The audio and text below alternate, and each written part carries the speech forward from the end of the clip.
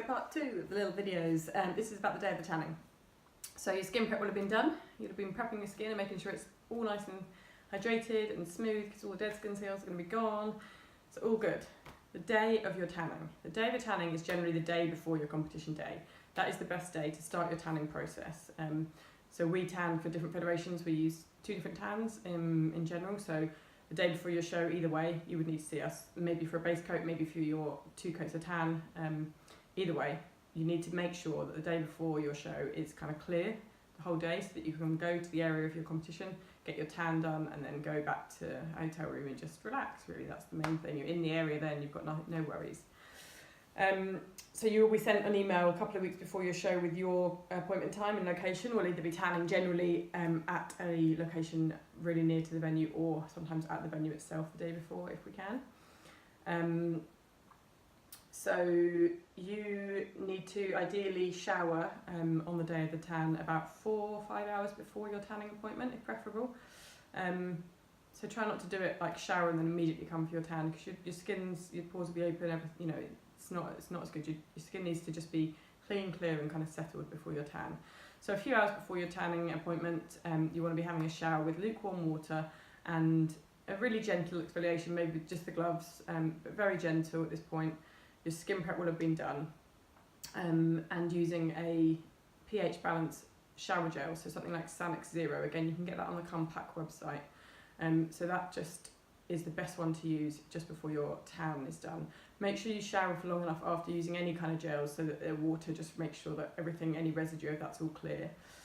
When you get out of the shower that day, you don't moisturise that day. No moisturiser, no deodorant, no product at all, no perfumes, nothing, just nothing. Your skin needs to be totally clear of any products so that the tan can sit straight onto your clean and clear skin. That's how you're going to get an even tan without any reaction to any products. Any products can react as sometimes turning green, or they can just act as a barrier to the tan setting into your skin. So those are the main things that day. Shower, Sanex Zero, cool water, and then no products at all, nothing on your skin. You can then come to your tanning appointment. Just a quick bit about the tanning appointment itself and how it runs, because I know some people kind of worry about that. We have male and female appointments going on throughout the day, sometimes at the same time in separate areas, sometimes all just males first, then all females. You will be tanning with other people, but not with mixed genders. So they'll be kept separate, but yeah, you will be tanning with other people. So sometimes there'll be maybe 5 tanners, so there'll be 5 people being tanned essentially at once. And then you'll be moving to a drying tent where you'll be drying for 5 to 15 minutes depending on the tan that we use and how the tan settles into your skin. So you'll have your own tent to tan and your own tent to dry with a fan in it. So you'll arrive to your tanning appointment, and females, you pretty much do need to tan naked because your bikinis obviously are very small at the bottom, and you know, even if you wear those little thongs, if you put that where your bikini then doesn't sit and you end up with a little line all the way around, you know, that we can't get rid of that the next day. It's not so easy to blend in like a really straight deep line like that that's being formed by the tan. So really you do need to tan naked. And males, depending on what you're wearing on stage, if you're in board shorts you can wear the boxers, but kind of making sure that they're down on your hips because your board shorts often hang quite low. Or we provide a sock for coverage if you're wearing kind of bodybuilding little smaller shorts, or even the fitness modelly type smaller ones. It's not worth worrying about or risking having a line. That is the kind of, it's just not worth it. You'll also get a pair of sticky feet to protect your soles of your feet, so you'll stick them onto your feet when you come in, and then you'll be tanned. So like I said, depending on the tan we're using and the federation we're tanning for, it'll be 1 base coat or it'll be 2 coats of tan, and then you'll be asked to go and dry. You need to remove all jewellery, you need to remove contact lenses before you're tanning or at your tanning appointment. When you're dry and someone has told you that you can head off and get dressed, the best thing is just not to put underwear on at that point. Just leave it. Don't want to create any more lines or any marks. You know, the less you can put on, the better. But anything tight like that, I mean, no bras, things like that. It's just not after your tan. And you should have brought with you your flip-flops. So they should be your footwear of choice from the tan until really kind of show day.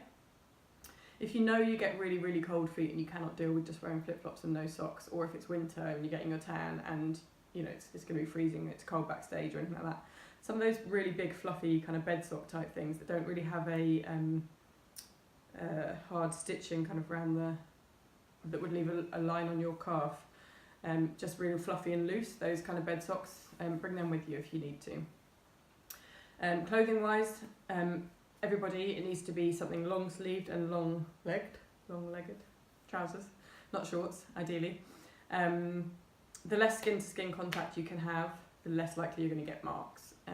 Anything where you can, if you just have a t-shirt on and you might sleep with your arm hand like this, we're going to get a wonderful handprint there in the morning. Your palm's going to be covered in tan and your arm's going to have a handprint on. So if there's a covering there, long sleeve t-shirt, it does protect from any kind of skin to skin contact, and that will help.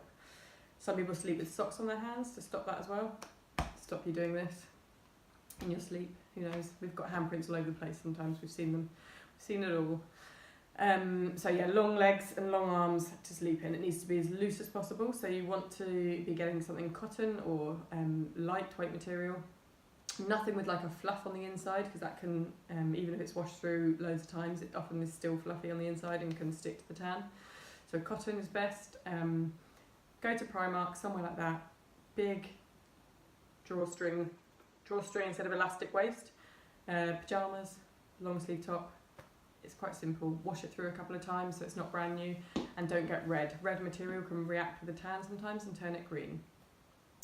So those are the main things. For women, there's a really good item of clothing to wear after your tan that's specifically made for post-tanning called a bronzy. You can buy that also on Compact's website. They're perfect, to be honest. They have a zip, but it's got an underneath layer that protects the zip from sitting on your skin. They've got loose cuffs at the ankle. It's just like a big all-in-one. You sleep in it. You can wear it the next day. They're not too bad to wear around the place, so you won't feel uncomfortable. And we do get really good results from people wearing those the next day, and they have much less marks on their skin. They're just like a big old jumpsuit to put on. So instead of having something that cuts in at your waist, where you could then get marks all around your waist, it doesn't have that. If you are wearing something, trousers and a top separate, make sure it is a drawstring waist rather than elastic, because you can, much like, elastic's kind of going to be tight sitting on your skin, it's not going to be able to be just pulled in as loosely as it can be. So those are the main things for after your tan. You don't want to get it wet, you want to just literally go and relax. You can't really do that much, just go and lie down. That's the main thing. Just go and have an evening to relax before your show. Take your own bed sheets and towels to the hotel if you're staying at a hotel. Again, you can buy plain black ones on the Compact website, so have a look on there. You can literally get everything in one place. If you go to Compact's website, it's ideal because you can just put everything into your basket in one shop and buy it.